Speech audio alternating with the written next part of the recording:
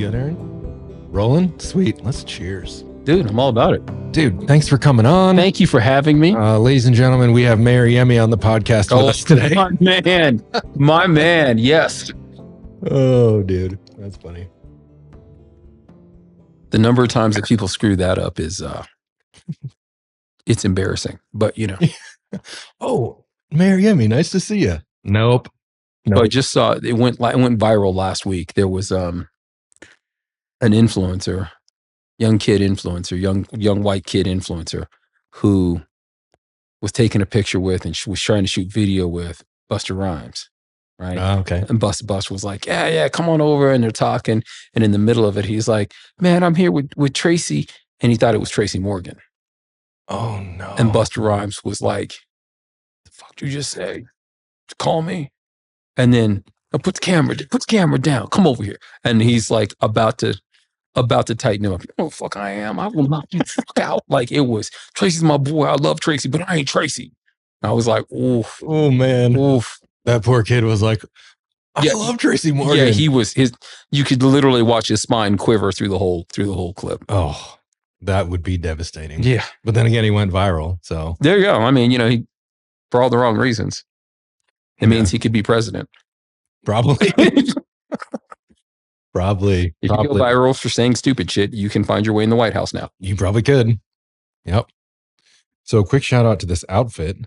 Dude. This is a Proby special over at the Mens Xchange for those listening. Oh, you are always so money. Oh, stop. I get it all from your shop. Those are facts. You can buy threads from us, but your sense of style is unparalleled. Well, thank you. You are slick. You are slick as it comes, bro. I like to get weird.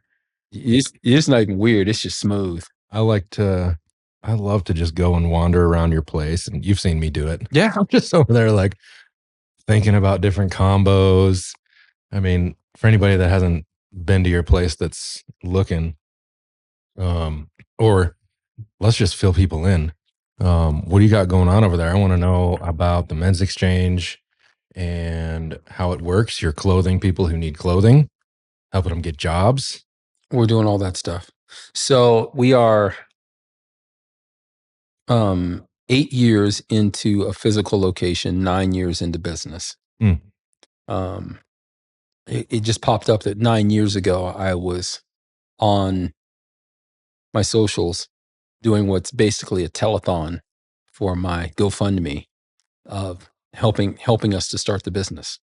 And my friends and this community gave $20 and $50 at a time until we got a few $1,000s. And while I thought we were going to need 10,000 to open, I cashed in a retirement account, a 401k. And with those two things, I had a small 401k that was from a job I worked for about an hour and a half. But between those two things, it truly is, as we were right here in the middle of holiday season, right on the second day of Hanukkah, it was truly the story of Hanukkah. It was not supposed to be enough for us to start the business on. And then the candle in that lamp has shined for 8 days and 8 nights. And it was supposed to be enough for one day. And it's amazing that's awesome. It's amazing what happens when community comes together, when they buy in, they're early adopters. That turns into a space that it's amazing. And that's what the human connection's about, right? So our business is, we do men's business and dress apparel, and the vast majority of the items in the shop have been donated. Everything that's been donated, we send out to dry cleaning. Once it's been cleaned and laundered, it comes back to our shop. Anybody can shop with us. All of that stuff is $60 or less. So full suits at $60, sport jackets at $50, shirts are $10, slacks are $10. It's full service, so we do sizings and fittings with everybody. And then for every 9 or so people that shop with us, we get to dress one person in the community at no cost.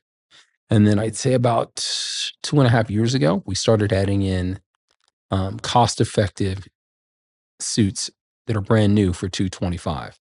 So the same quality of suit that you would find at JCPenney's, Kohl's, Express, and a lot of all those places sell them for more expensive than we do. But Banana Republic, same quality of suit they're selling between $300 and $600, we sell for $225.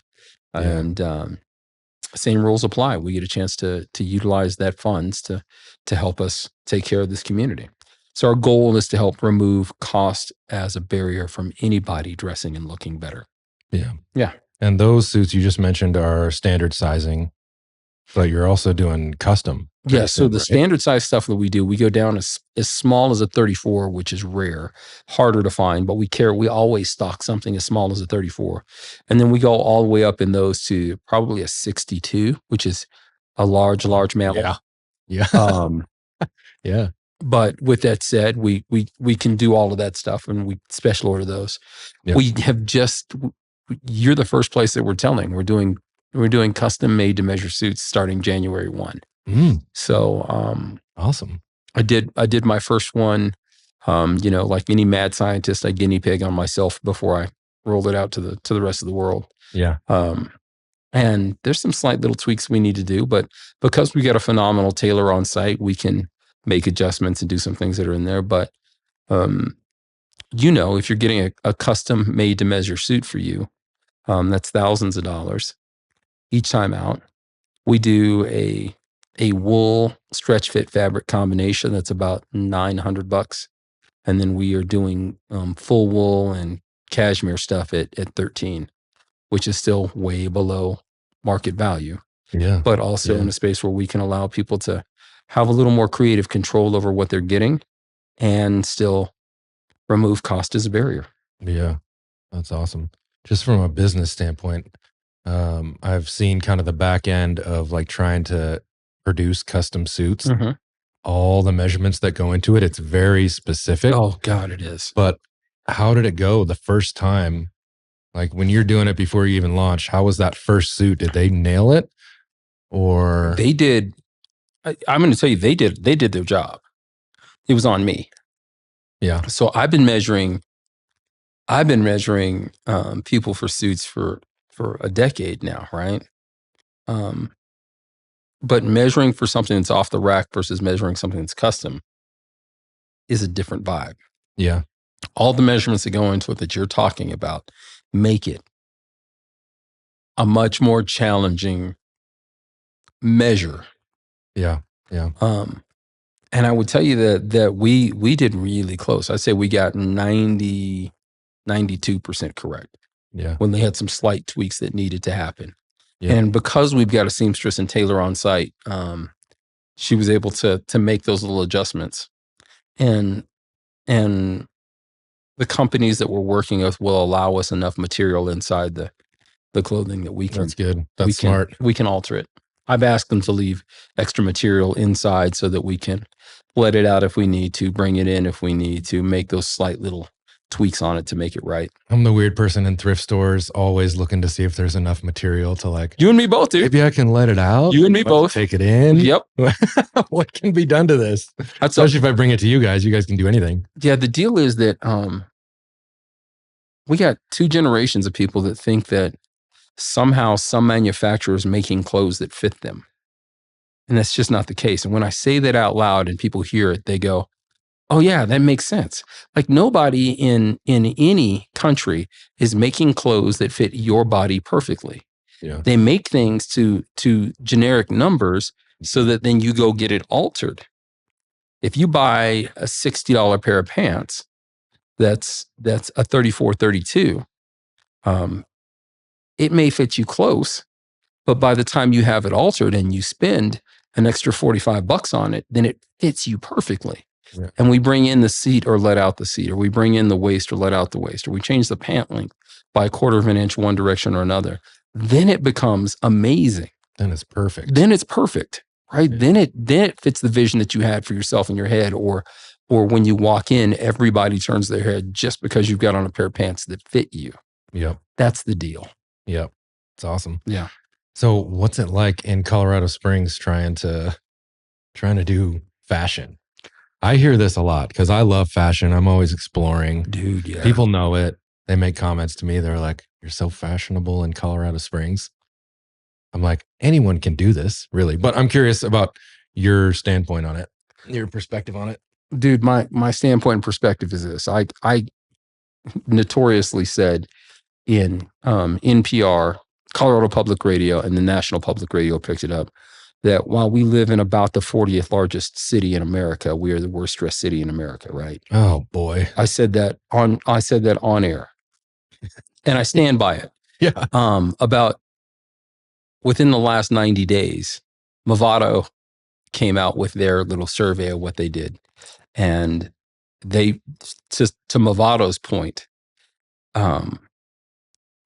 Colorado Springs is tied with 3 other cities for the worst dressed large cities in the country. So who are we up against? Dude, it's not a list you want to be on. I'm telling you. It's Oh, no. it's like us and El Paso, Texas, Oh boy. and No offense, El Paso. no offense, El Paso. I love the cowboy look, to be honest. It's like El Paso, That's what it is Albuquerque, down there. us, and there's one place in Kansas that's not Kansas City, but nonetheless, Wichita, maybe. Yeah. But nonetheless, it's not good.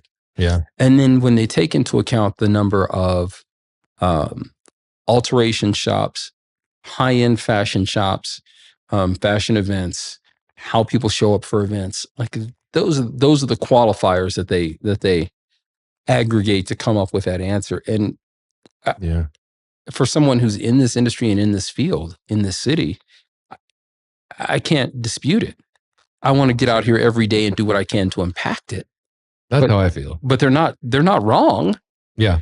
Like you can be mad at somebody for saying, there's oxygen in this room all you want, but there is actually oxygen in this room. Like there's actually some facts to it. It's true. Yeah. Yeah. Yeah. I just got back from Italy for a while, which sadly is the reason I missed your calendar party. Yep. Hope it was awesome. It was amazing. It was absolutely amazing. Good. I love it.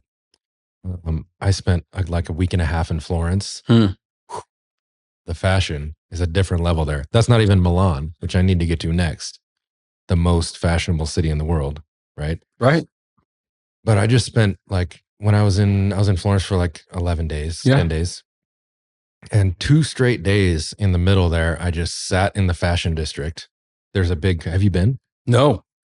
There's like a big main street and a couple of side streets that all have like Gucci, Saint Laurent, like they're all there. Yeah. I sat there and it's on my social media. I'm just like taking pictures of people's outfits for 2 straight days. I was just sitting there. I'll have to show you pictures when we're done. But I'm just like, this is a different level out here. So my wife and her brother and her mom went to Italy together for a family trip, and they're in the Amalfi Coast. They're in Positano, Oh yeah. up and down. I know so that's why I throw those in there. And he said to me, son, don't get rid of your ties because they all come back around again. Paisleys are in and then they're out. Polka dots are in and then they're out. Knits are in and then they're out. Wide ties are in, skinny ties are in. It goes back and forth. And at that point, he told me that those were ties from the 1940s and the 1960s. So the fashion trend in the 1940s, and you can go look these up anytime you want to, just Google them and take a look. The pictures of men's clothing in the 1940s and the men's clothing in the 1960s and the men's clothing in the 1980s are almost identical. Like that 20-year cycle fashion rolls back around. Yep. And so as I wear stuff, things that I may have had in the 80s, people are like, oh my God, where'd you get that? And I was like, I got that in a time machine. I got it when it was 1984 and I bought it the first time. I love it. Right?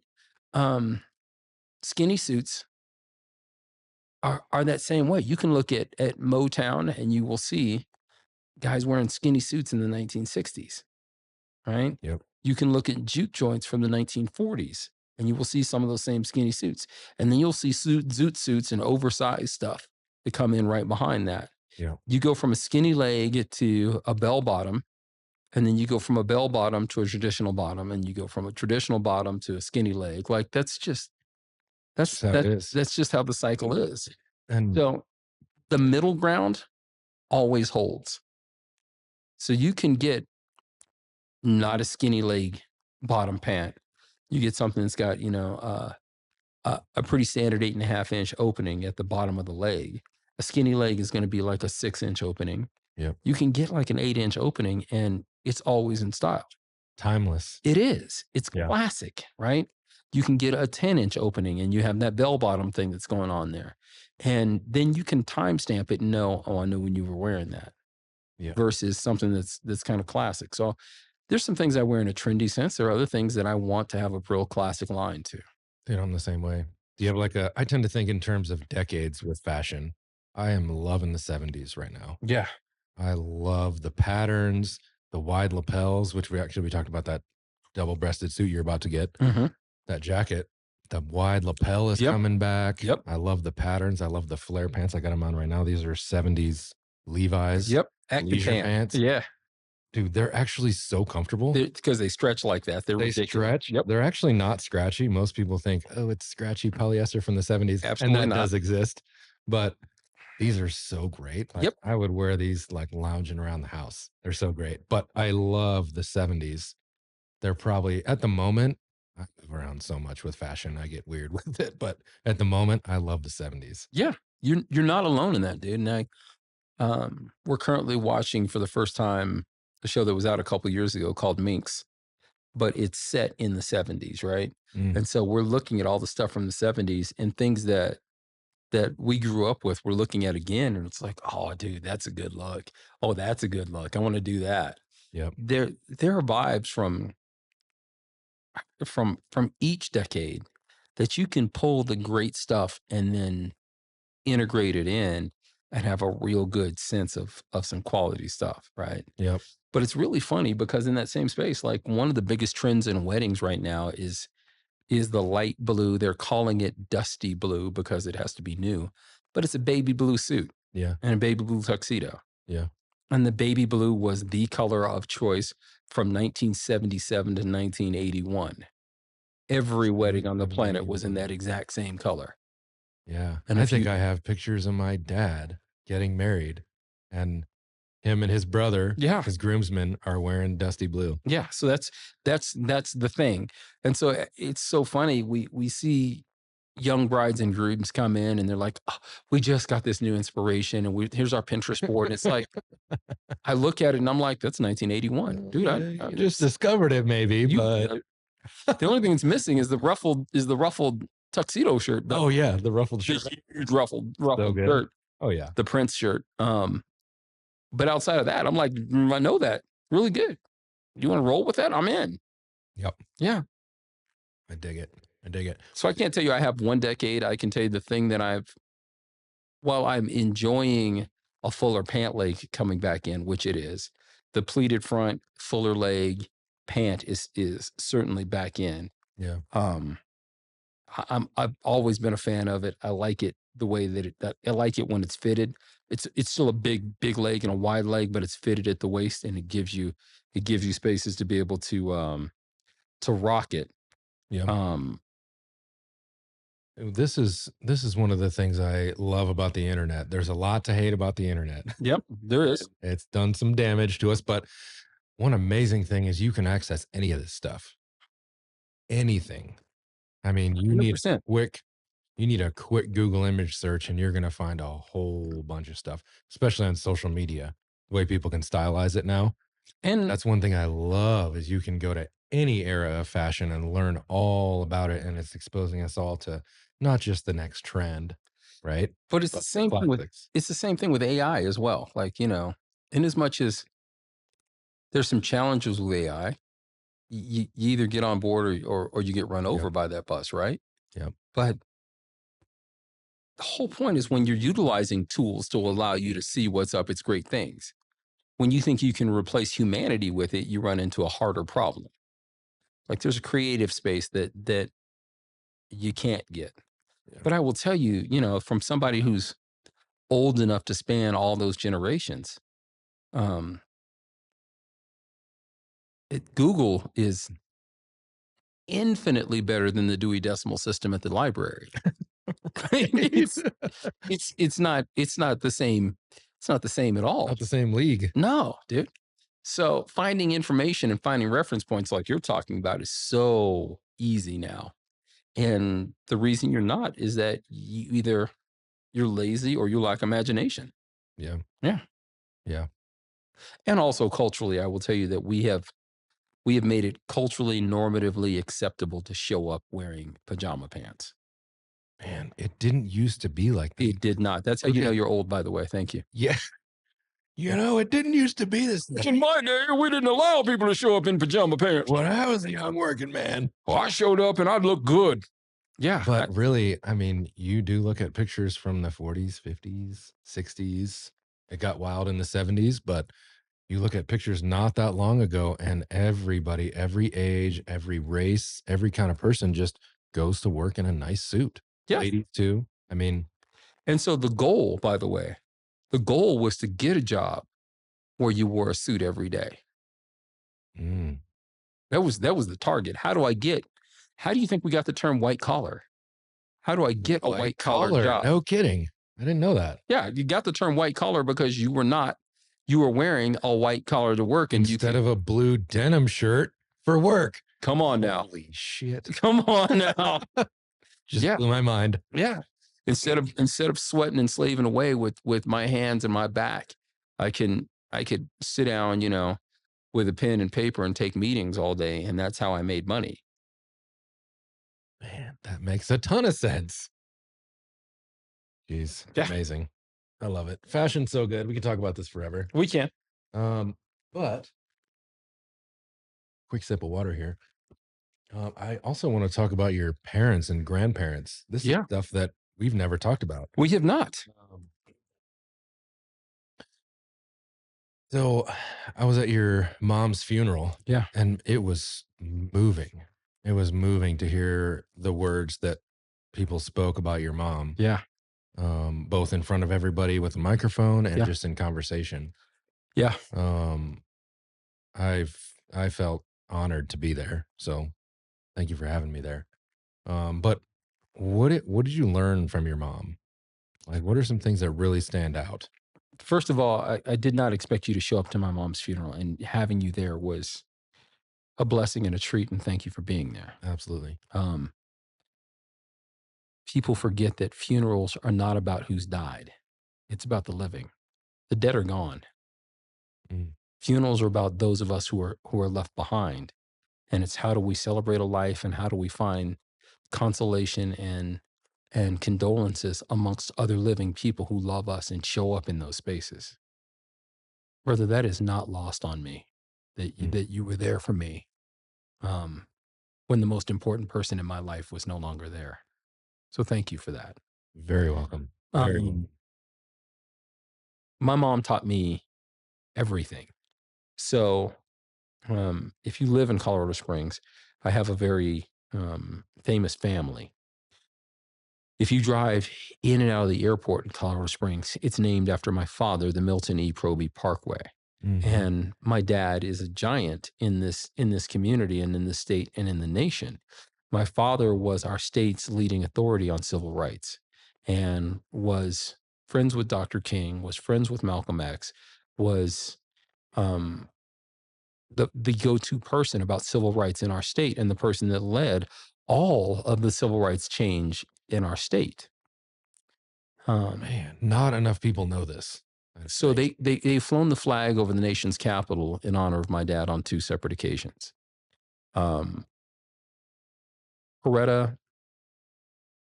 Scott King, Malcolm's wife, and MLK III have come and visited and stayed with us and visited my dad's church. My dad pastored the same church for 47 years. He was the first chair of the Human Rights Commission for the state of Colorado.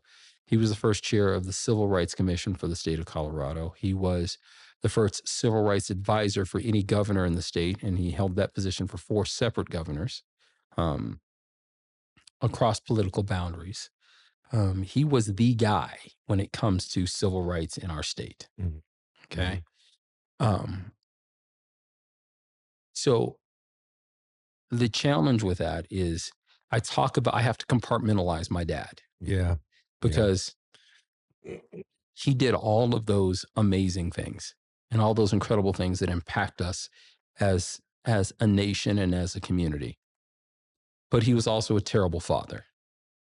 He was also an absolutely terrible person to me inside the home. Mm. My mother was also a trailblazer. My mom is listed as the second Black school teacher in School District 11, but in my opinion was the first, because the person that they list as the first was actually passing. She passed as white for the majority of her life. And then when it became easier to be Black, she was quick to point out in like the 1980s, oh, by the way, I'm Black. Not a pathway that was open to my mother.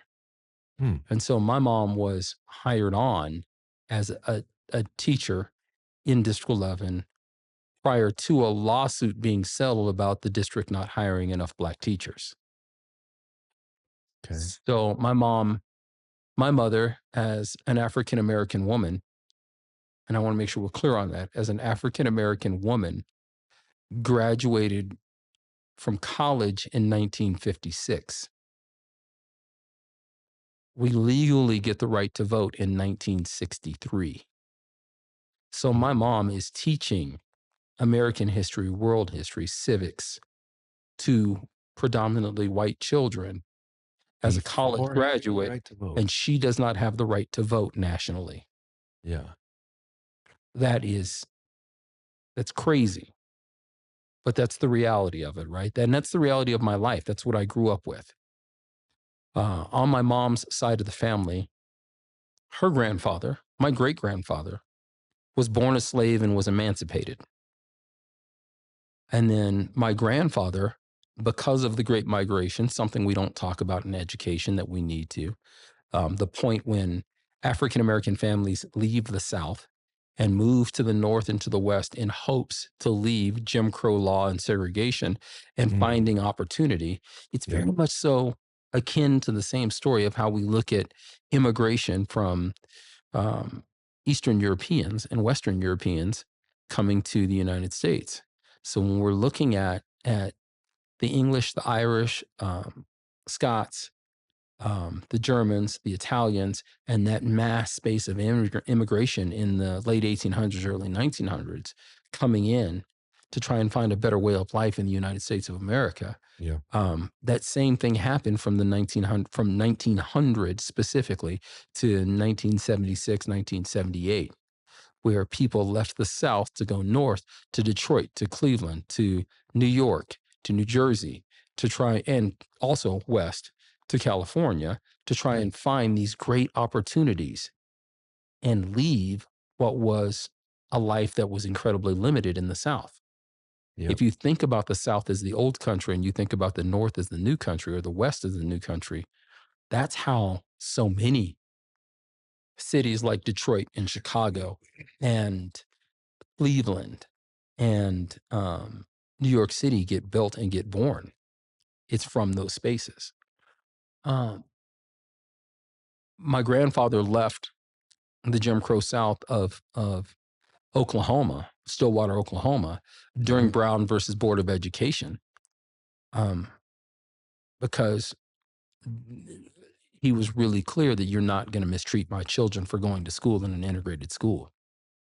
And he came here, and my grandfather was the first kitchen manager, the first person that opened up he did not own, but he was the first managing labor that opened up the Loop restaurant in Manitou. Oh. So at the time, the Loop was an American eatery, and my grandfather was a cook and a kitchen manager and ran the kitchen and set up all in the back of the house at the Loop. Oh. So that's how my family gets from Oklahoma to Colorado. Right? So he knew what he was doing. He knew what he was doing in that business. He was the man. My grandfather is still the yardstick by which I measure manhood. And I still don't measure up. But that guy was all of it. He was absolutely it. So my mom is a trailblazer in the sense that she gets here in the 1950s and is educating people and is active and involved in the community and is an incredibly well-educated Black woman in a space when that is an oddity, not a regularity. Right? Yeah. And you combine my Yeah. mother and my father together as the power couple of Black community in the state. Yeah. And Man. that's what I'm a product of. And my grandfather who leaves segregation to bring his family to Colorado, a place that they know nothing about and have no community or connection to, Yeah. just to try to create opportunity, which he Yeah. did. He Yep. absolutely Yep. did. That's my family's history. My mom taught me everything. My mom taught me how to dress. My mom taught me uh, how to carry myself and comport myself. My mom taught me how to wear cologne, which I have shared those stories over and over again about because they're stories that we need to learn. My mother was adamant about the fact that you don't leave this house without your clothes being ironed and looking properly. You're Yep. not just representing yourself, you're representing this family and you're Mm, representing Black people everywhere mm, you go. yeah. Um, my mom was adamant about the way that you speak. She that wasn't just me, that was with every student in every class she ever taught. That words have a beginning, a middle, and an end, and you must pronounce every single syllable and every letter and every word. Mm. It would drive her insane when someone would say, "Oh, I love the mountains." Mountain. She's like, "What is mountain?" I don't know what a mountain is. Which mountain? I know what a mountain is. There's a mountain. Oh, Let's oh, talk I see. about mountain, not mountain, Yeah. right? Yeah. Yeah. Um, cruising, it's cruising. You're going to pronounce every syllable of every word, Mm. Yeah. right? She was emphatic about it. She was hard nosed about it. There is an axe and it has a handle and it's metal at the top and it's got a blade to it. But you don't ask anyone anything. You're asking someone something, Yeah. right? Um, where you where you at? What do you mean where you're at? You're not ending a sentence in a preposition. Yeah. It's where are you? Right. Right. I grew up with that every day of my life. And it has challenges in it, but it also made me a better human being. I owe 100% of the man that I am and the human being that I am to my mother. I mean, 100% of it, because she is someone who stepped into the spaces of humanity every chance she could. It sounds like both of your parents were pretty stern. They were pretty, they could be pretty difficult people, but your mom had this element of being loving My mom is that the was different. my mom is the my mom was the physical embodiment of unconditional love. Yeah. There's Yeah. no way I could conceive of Christ's love had I not seen it enacted in my mother on a daily basis. Yeah. My mom's ability to love people beyond their faults is something that happened with her through into her grave. Um, and probably her greatest feature to provide you with another opportunity. Now, with that said, my mom would say, it's your duty to forgive people, but Mm. but don't be ignorant and forget. Mm. I see. A little wisdom in there The too. wisdom's tossed into that, right? So Yeah. it's also in the same spaces of once someone shows you who they are, believe them, right? Yeah. Yeah. Right. Maya Angelou teaches us that. I was blessed to have that kind of wisdom in my home on a daily basis.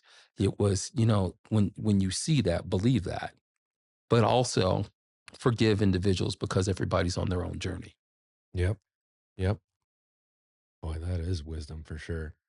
I grew up with a single mom as well. And so everything, my dad died when I was 3. So everything I know is from my mom. She made me who I am as So, well, you know? dude, so much goes into that, Yeah. right? So it makes us the men we are. It provides us with a perspective where we have this vision where we see life out of one eye of genetically being men and another eye of being nurtured in women, Yep. right? Yep. Yep. Reconciling the two of those things can be so fucking hard. Yeah. And especially when you don't have other men that you can talk to in those spaces about that.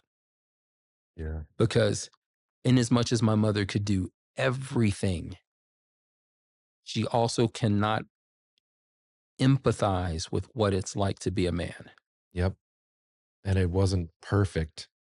Like your upbringing was not perfect. It didn't have everything that you wanted it to have, no matter how hard she tried. Right. Right. Mine was the exact same way. But She did her best, but it's just not going to be the same as having a healthy, loving father. facts, absolute facts in that. And the addition to that is self-actualized in the human being that I am today. I love the man that I am. I love who I am. Does that mean I am content? It doesn't. Does it mean I'm going to wake up tomorrow and try and beat today? I am. I'm going to constantly try and evolve and grow and be the best version of myself today and beat yesterday in that space. Yeah. Yeah. And if I'm going to love who I am, the completeness of who I am, that means I also have to acknowledge and recognize the fact that the role that my father played in that, his derelict in that duty of love, also provided me with an understanding of what I'm not going to be as a father. Right. But it also acknowledges the spaces of what my mother did as a mother. Emphasizes that even more. Right. So it's the balance of those things of knowing that all too often as human beings, if we could look into the future, we would want to step away from the pain that's going to impact us. But the reality is that pain is part of our evolution and it creates who we are. Because we learn to grow from that turns us into the human beings we are. And hopefully we grow from that soil and become more fertile in it. Or we raise up through that crack in the concrete and still flower. Yeah. That's the hope. I think the ultimate goal is to realize, how do I evolve and grow and eliminate the pain? How do I get rid of that and learn from enough of my surroundings to be better and strive to be better without having to fall down and skin my knee in that process? Yeah. And more importantly, how do I do that without negatively impacting the people around me? Yeah. How do I have that emotional growth and that intellectual growth without hurting anyone else, but also getting better by in and of myself on a day-to-day basis? Yep. Man, I think about often what my life would be like if my dad hadn't passed. Right. So interesting to think about. I think I would be totally different. You would be. I mean, growing up with just a single mom, I'm the oldest of 3 kids. She raised all 3 of us by herself. Mm-hmm. When my dad passed, I was 3. My sister was 1.5, and my mom was pregnant with my other sister when he passed suddenly. Yeah.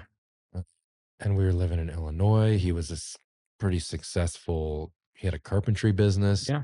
I probably would have grown up with 2 parents who had money, who had resources, who had influence. And instead, we had to move out of this nice house we had and move into town. And my mom had to work when she could, Yeah. raise us the best she could. Yes. And I had a rough upbringing in some ways, but extremely blessed. I talk about this all the time.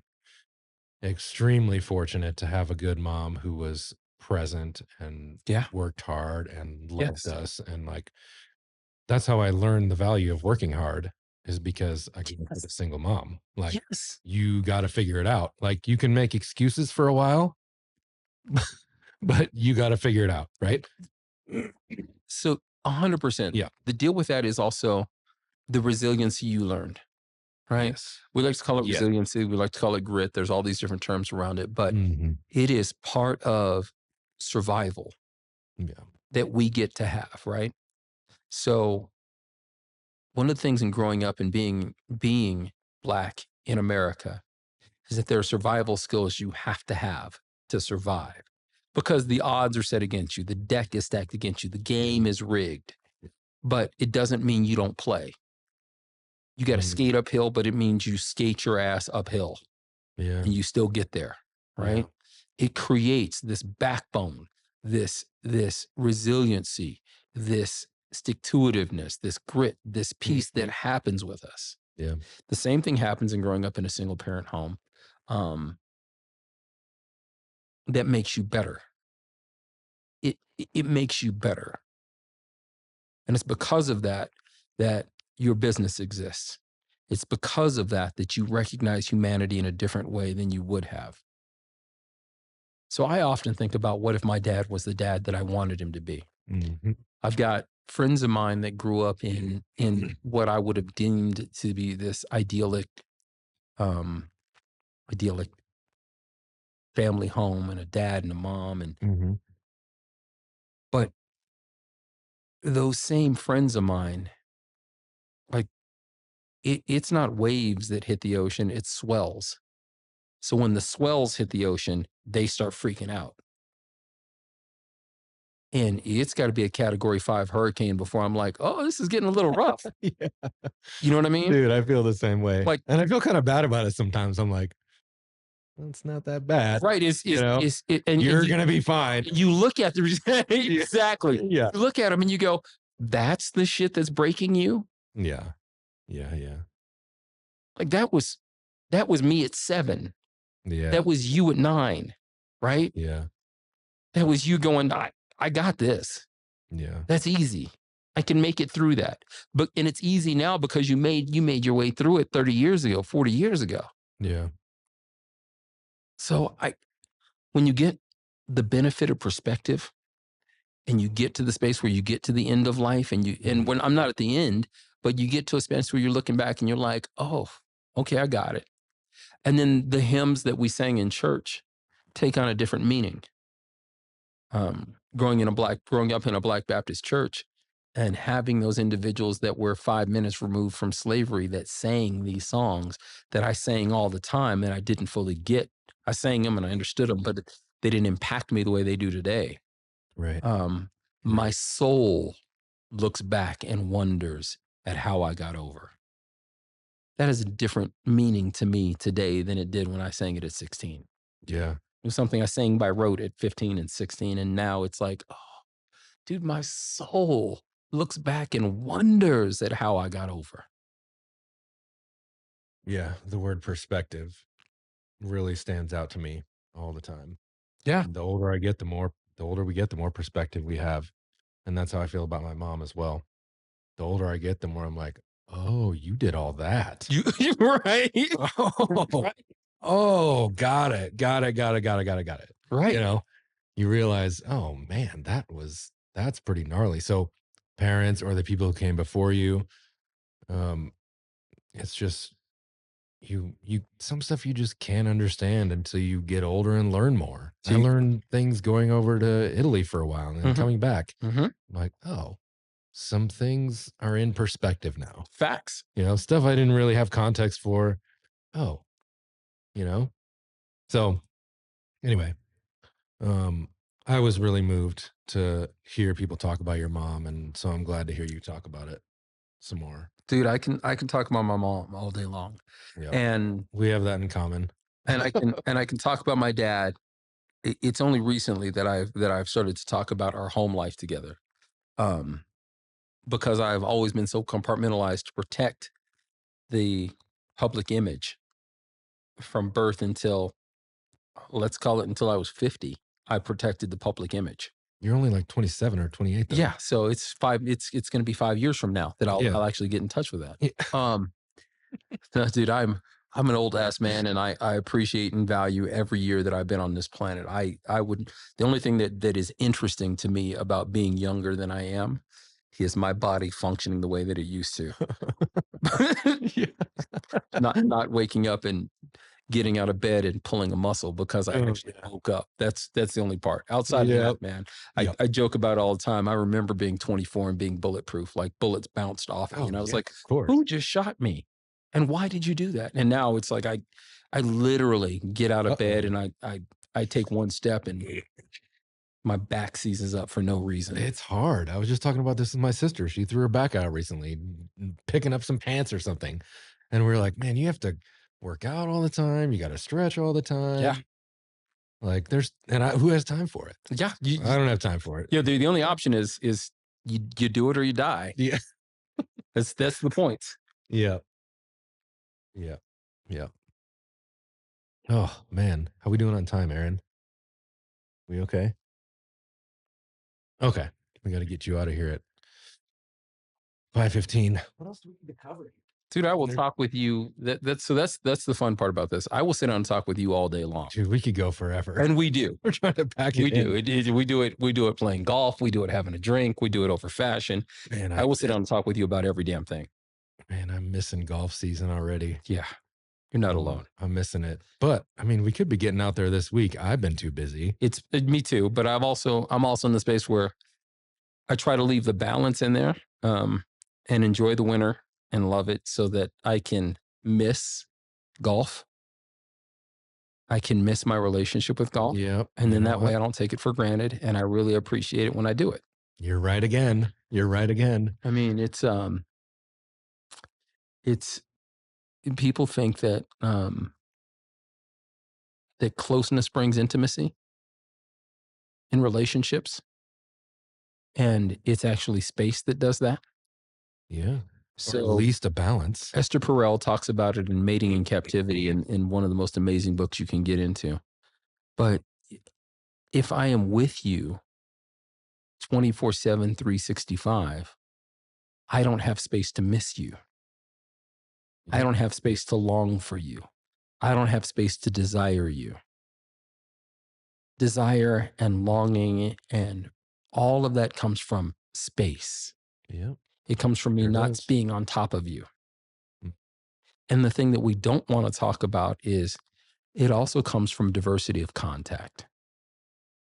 We are so insecure in our own insecurities as it is, without being repetitive, that we don't understand that when we get into contact with other people, we value the choices we made more.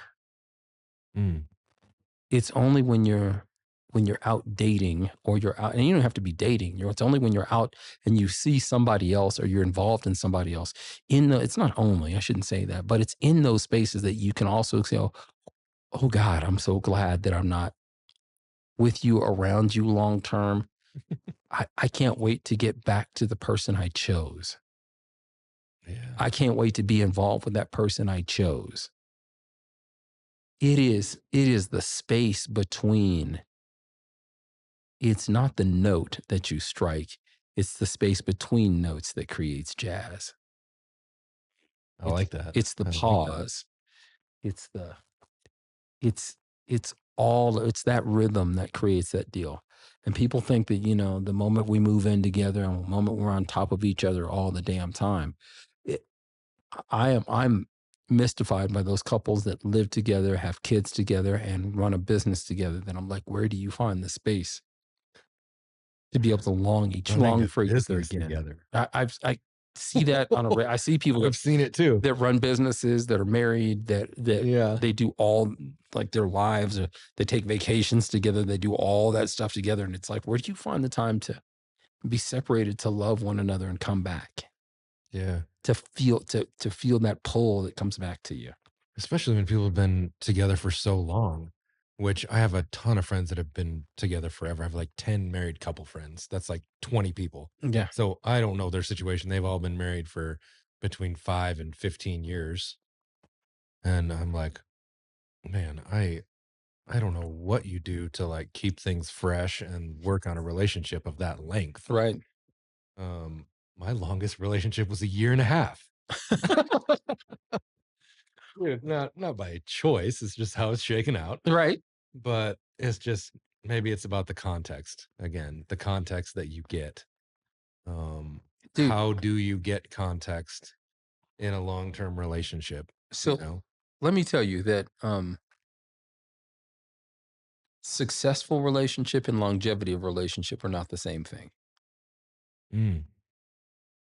They're not the same thing.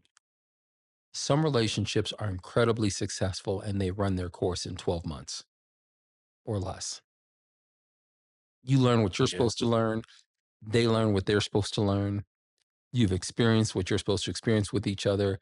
It's fun. It's beautiful. It's epic. It does all the stuff it's supposed to do. And it's for a time.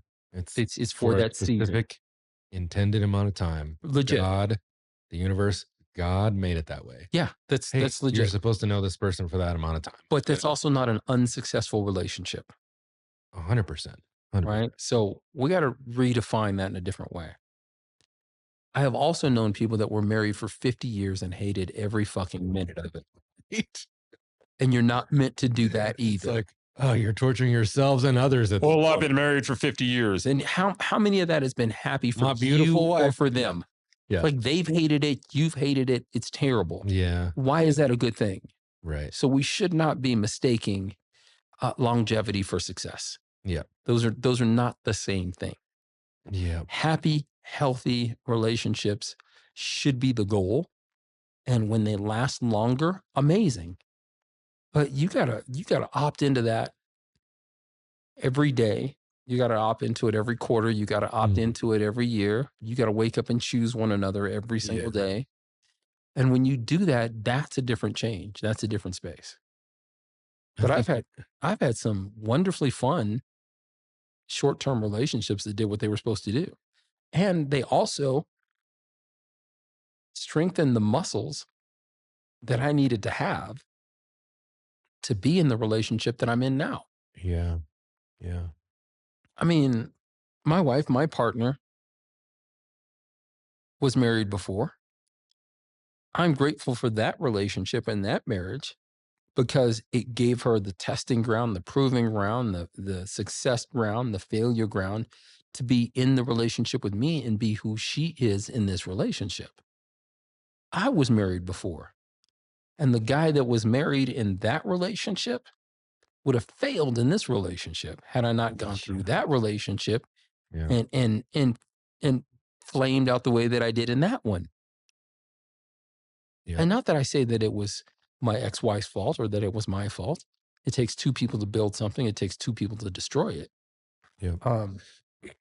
And I rarely talk about my ex-wife because I'm more interested. That's an uncontrollable. I'm more interested in the thing I can control and what I can learn, and that's me. The future, not the past. And how do I take those lessons and become a better version of myself? Yeah. How do I learn from that to step into the spaces that I'm in now? Yep. Boy, it's back to context again. It's back to having perspective and context in life. And if that isn't one of the toughest ones, a romantic relationship ends and you're like, if you were really in it, this is the end of the world.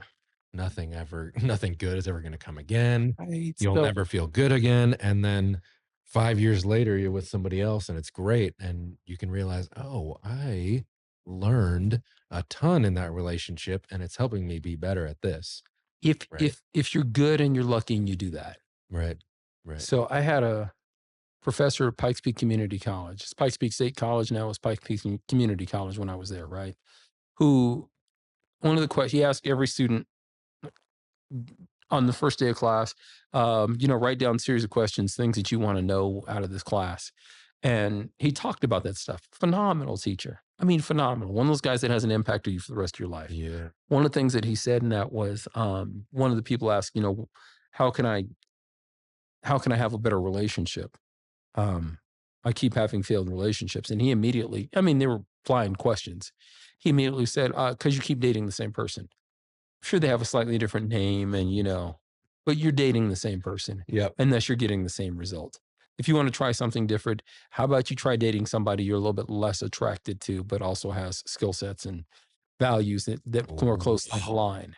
How old were you at this time? I was 17. I was in college at 17 and I was like, you're like, that sounds terrible. See ya. That's nuts. Yeah. That's just crazy talk. And Dr. Carter was 100% correct. So then once you get at, it really is just a question of breaking the pattern of the cycle of falling back into the same relationship. And once you choose something different, then you get something different. And once you learn from that, and you got to quit looking at the other. Relationships is the grandest space for us to learn about ourselves. When we look at it and we're constantly interested in pointing that finger at the other, we're missing the opportunity to look at the three fingers that are pointing back at us. And if I stop looking at what you're doing wrong or right, and I start looking at myself 3 times as much and say, how can I be better? How can I better show up? How can I better listen? How can I better enact in those spaces? How can I better care for? How can I better perform? How can I be better and be the best version of myself? Then when that relationship ends, and they all end, nobody wants to tell you that. They all end. Yeah. They all end. Yep. Yep. Okay, just accept that. They all end. They either end because one of the two of you wants to go a different direction, or you both decide you want to go a different direction, or somebody dies. But they all end. Mm. But when they end, will you look back and say, well, I gave my best effort to that. I was the best that I could be every single day. Or do you look back and go, oh, God, they told me they love champagne and pizza, and I never did that for them. Uh, Do you live with guilt and regret? Right? I was lucky enough that in my very first significant relationship, dude, when I fucked that up, and I fucked it up, yeah. my end of that, my end of that. And the biggest thing that I took away from that is that I took for granted that she was always going to be there. I took her for granted. She outgrew me. She moved into different spaces. She and I are friends to this day, but it was one of the most learning spaces I got to be in. Mm. And it's because I was also blessed enough to be able to look at myself and not blame her. And How in old were you for this? 18, 19, Yeah. 20, Oh, man. right? But in that, the most valuable lesson I got from that is not to take the person in front of you for granted. So how do I show up the best way I can for you every day? Good thing to learn at that age. It's a good thing for me to continue to learn at this age. Always. How do I show up every day for you and be the best that I possibly can? Yeah. How can I speak your love language, not the love language that's natural to me, but one that's natural to you, so that I can give you the best that I can today? How can I make you feel seen, loved, heard, valued today? Takes a certain amount of sacrifice to But in go that, out of your way and learn it. Learn how to do that for that person. dude, I think it's about me. It's about learning it for myself, because everybody doesn't speak the language I do. So it's valued when I screw up my Spanish, but I try to speak Spanish to Spanish speaking people, right? How do I, when I'm in France, butcher their language? But it's appreciated because I've made an effort and I've tried. How does that work, right? Yeah. The same thing happens in people's love languages.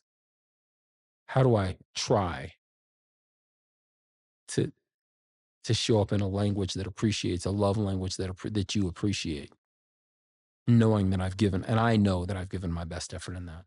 Yep. Yeah. Yeah. Mm. Okay. Love it. That's great. We got to get you out of here on time. So couple final questions that Yes. we ask everybody who comes and sits in that chair Yes, sir. is about Colorado Springs. Yep. Something you love and something that we need to do better. We've got a lot of answers about the people in Colorado Springs are amazing. And I say that every time someone asks me. Yeah. I get that. But two things that I think are really important is, especially for someone like you with this kind of influence and you've been here this long, what do you love about it? And what do we really got to do better? I'm not going to tell you the people. I'm going to step away from that. Good. I like it. Okay. I'm going to tell you the community. I'm going to tell you it's the biggest small town that you've ever been in, and there are pluses and minuses to that. Mm-hmm. People come to Colorado Springs and think it's transactional as far as relationships are concerned, like you do business in New York or you do business in Miami or LA or Chicago. You have to have relationships with people, and you got to give. And in that, then you get. Mm-hmm. People have to know you, have to trust you to be able to do business with you.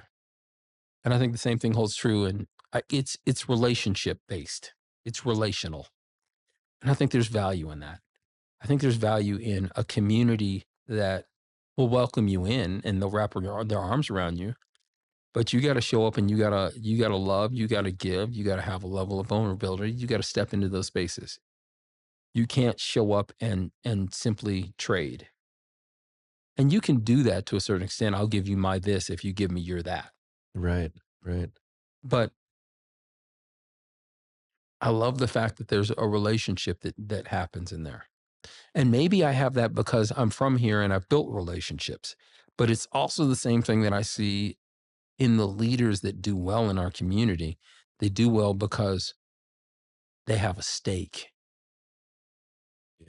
And that stake is my reputation and this relationship we've built. And I'm going to do what I said I'm going to do because I said I'm going to do it. Yeah. That doesn't show up in DC. That doesn't show up in LA. Man, true. That doesn't show up in Dallas. Yeah. Right. But it does show up here. I love that about my city. I feel like trust is a good word for it. Trust is we build trust with each other. There has to be something. It's going to be based on something. We want it to be that way in this city for some reason. We want, for good reason, we want to trust each other in order to get things done, in order to do business with each other. And it makes us a lot more powerful than most cities, I think. And there's got to be a level of integrity of what you do. Oh, yes. Right? Yeah. We have some business people that are successful that have a lower level of integrity. And you hear it in the conversations you have when you say, well, I'm about to go do business with Bobby Jones. And someone says, okay, but be careful. Just so you know. Just so you're aware. Yep. Bobby's a bit of a fill in the blank. Yeah. Right?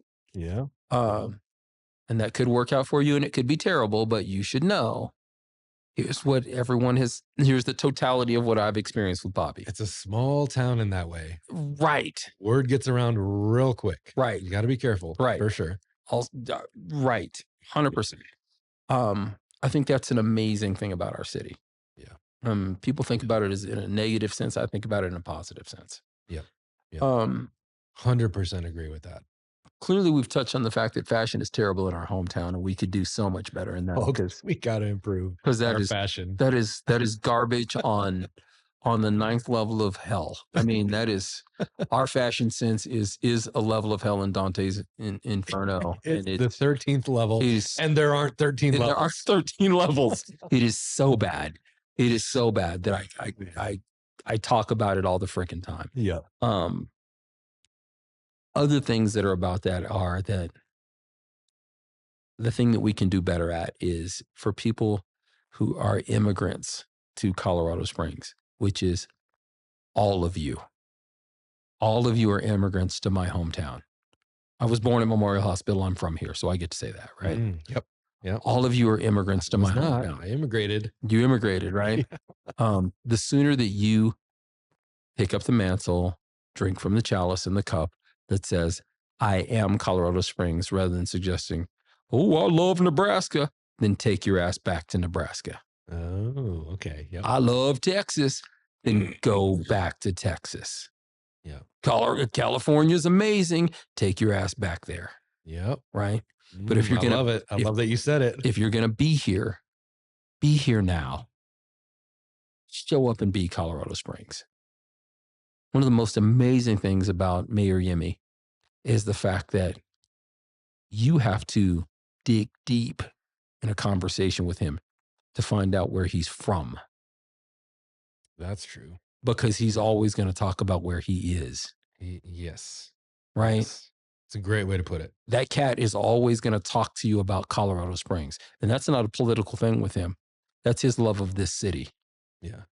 He loves the 719.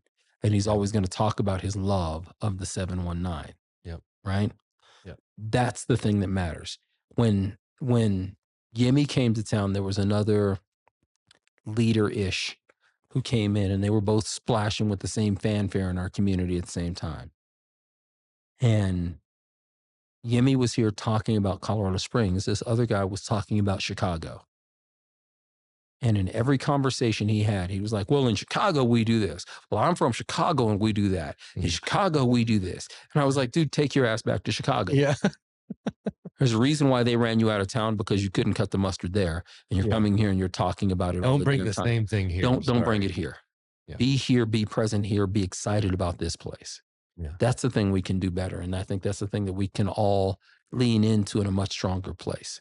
I think when we all find that level of excitedness about this community that we chose, don't come and get in a relationship with this city and constantly talk about your ex-girlfriend. Right? Right. Don't be here and tell me about your ex-boyfriend. Yeah. Either be here and love us as we are, for what we are, for what you chose. Yeah. Nobody made you come here. And if Yeah. they did, you're in the military and they're going to ship you back out once you get PCS to someplace else. Yeah. Yeah. Right? You chose this place. Yeah. Then love it and lean hard into that. That's what we can be better at. So has this always been a thing since like as far back as you can remember? Like this is how we've been in Colorado Springs? This collaborative, community focused way of doing things, trust focused way of doing business? That's a tough question, dude. I will tell you that Colorado Springs has been a transient community of military people who have come here to retire. Right. That's what it's been. Yeah. Right. Yeah. But those folks that get here and they decide they're going to be engaged in their community, then collaborate in a very strong way. Some people are natives. Some people got here because of the military. But once that percentage of that population says, okay, I'm going to opt in, then that has been some of the strongest spaces that we've been in as a community. It's been those collaborators that have done that. And I think about, my brain immediately goes to what happens if everybody leans in and collaborates that way. Yeah. What if everybody leaves their cul-de-sac in whatever suburban subdivision you live in that's around this city? Yeah. And you lean hard into, where do I give my time, my effort, my energy, my talent beyond my kid's school and beyond my church? Right. Right. Where do I lean into those other third spaces that really do impact the greater community? Going to church helps to alleviate my personal guilt. Giving in my community helps to raise the tide for everyone. Yeah. You want me, you cannot convince me that we as a community cannot alleviate homelessness if we choose to do so. Right. You can't convince me of that. You can't convince me that we can't address mental health in a better way. Yeah. You can't convince me that we can't address feeding the hungry better than we are. We can do that. We just have to choose to. And I get excited when I think about what happens when the people in this community choose to do that. For something that is a city that is proclaimed to be so Christian, we have a city of individuals that act in the least Christ-like way that you can possibly imagine. Christian is a term that means to be Christ-like, and yet we've turned it into a religion that is an atrocity. What happens when individuals wake up every day and they think, oh, well, Jesus is for handguns? I don't know what Bible you read, but that's not the answer. Yeah. Right. Yeah. How do I take care of those less than me? Yeah. And I do so with my time, my money, and my talent. How do I do that? How do I take care of immigrants with my time, my money, and my talent? How do I take care of the homeless with my time, my money, and my talent? How do I take care of children with time, money, talent? How do I see to it that nobody goes to bed hungry with time, money, talent? And we'll find out that there's more than enough for all of us. There's an abundance for everyone. It's not going to strip you of any one of the joys that money can buy in this universe, but it will enhance your joy in a completely different way. It's the abundance mentality instead of the scarcity mentality. Facts, dude. Facts. 100% facts. So I get excited when I think about a community of individuals that do that. And then how do we raise each other up and cheer each other on because of that? Yeah. It's also the same reason why I love playing golf without betting. Playing golf without betting. Yeah. So if you're not betting with the people that you're playing golf with, then golf is not it's not a competitive sport of me against you. Yeah. Right? Golf is a competitive sport of me against the course and you against the course. Me against myself. It's the course is designed away, and it's how are you slaying the course that day. Yeah. So in its most proper sense of the game, there are four of us on the course pulling for and cheering for each other to do as great as we possibly can. Yeah. Yeah. To kick ass on all 18 holes. Yeah. That's why I love the scramble. So that's why I love the scramble. Even why without it, but that's why I love when we get to go play together, and it's me and you and two other guys, or ladies. By the way, that's not a gender specific statement. That's two other human beings that are out playing golf with us. Oh yeah. I'm so excited when I watch you hit a great shot. I'm freaking thrilled. You are. It always happens. So, dude, that is so awesome. I'm all about that. Yeah, love seeing when that. You nail a putt that I'm like, he ain't making that. That's awesome. That's the best part about that. Yeah. Imagine when we do that as human beings. Yeah, well said. And we're not betting against each other, but we're cheering each other genuinely on. Yeah. To see what's the best thing that can happen. It doesn't mean that if you hit a great shot, I can't hit a great shot. It's got nothing to do with it. Zero. Yeah. And in fact, if I hit a great shot and you're cheering me on, it feels even better. Yeah. Yeah. Like hitting a great shot and nobody's there to see it is cool, but it's cooler when there's other people that are there. Yeah. Yeah.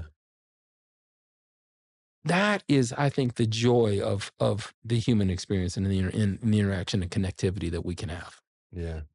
Well said. Really well said. Well, cool, man. Thanks for taking time.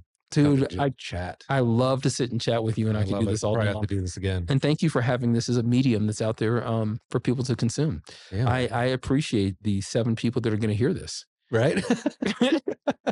I don't care if it's 7 or 7 million, bro. I always pull for you to win, but I appreciate it. Likewise. That's why I want to. I don't care. I don't care how many people get to hear this. I hope that people do, but nonetheless, man, we're recording this, but this is, for those of you who are listening, this is just what Adam and I sound like all the damn time when we're hanging out. It kind of is. It's just, I'm blessed to have you as a friend, and have you in my life as someone who I know and love and trust, and I get to just kick this with you all the time. So it's awesome. Yeah, man.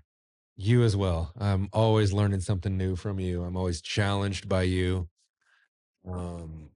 I consider you the king of hot takes. And I didn't give you any hot takes today. You didn't get any today? I didn't give you any hot takes. I'm going to have you back on. We're going to do more. Dude. You always got an opinion that is controversial, and then you make a whole bunch of sense of it. And I love what you're doing around here. I love who you are as a man. It's good to get to know you and be challenged by you at all times. Thank you. Thank you on all points. It's really good to be friends. I love what you're doing with the Mens Xchange and who you are as a person. So thanks for all you're doing around here. And how can people get a hold of you? What do you want to give people for information? Social media? Yeah, it's the Mens Xchange. There's no E in front of exchange, so it's Mens Xchange. There's a reason for that, by the way. It's cool, which is the first reason I did it. It is that it's cool. Right? It's the Mens Xchange, like I'm a superhero. But also, if it's a website, the Mens MENS with an E Exchange becomes the Mens Xchange. Oh, I'm glad you didn't do that. That's a different site. It's a whole different website. That URL was taken. That turns into a whole different space.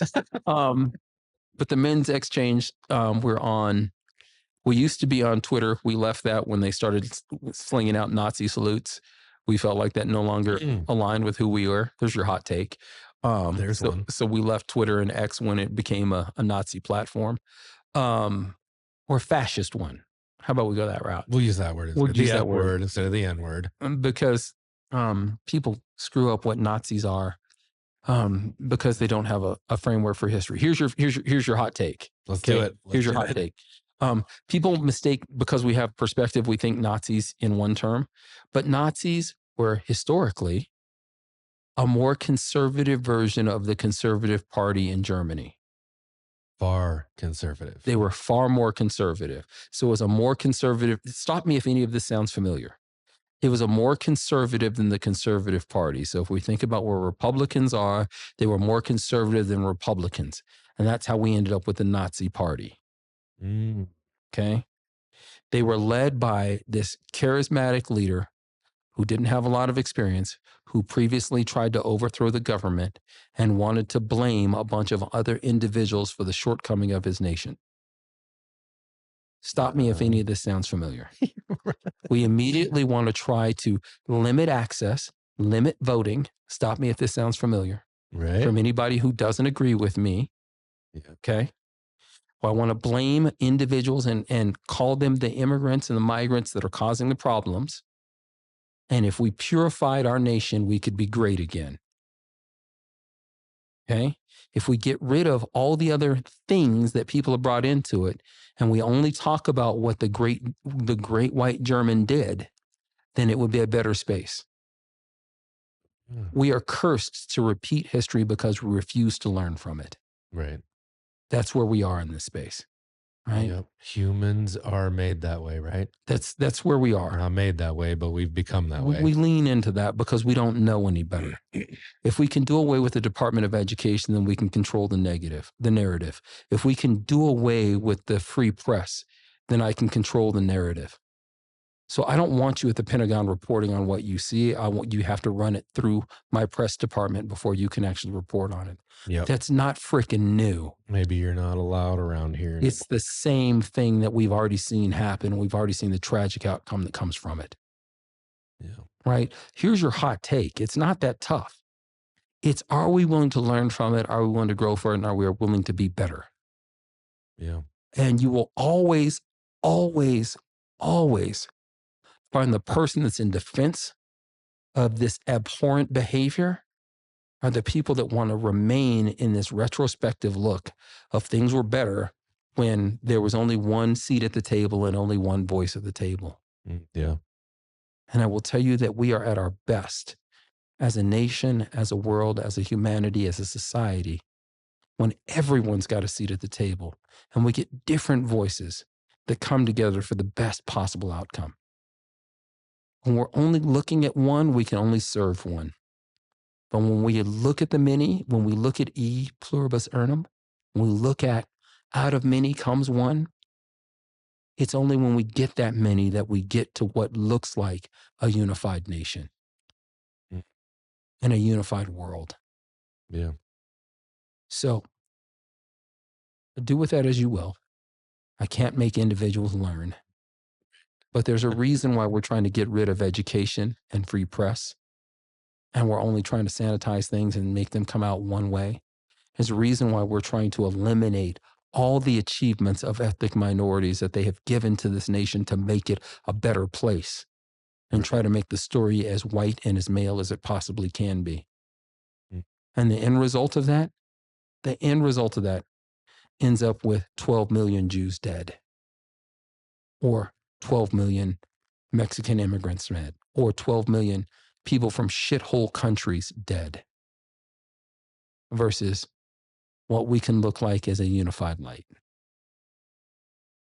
Thanks for having me, brother. There it is. There it is. Perfect way to wrap it up. Thanks, James. I appreciate you. Brother, I appreciate you. Thank you. Always good to see you. Thank you. Always my pleasure, brother. Yeah, man. All right.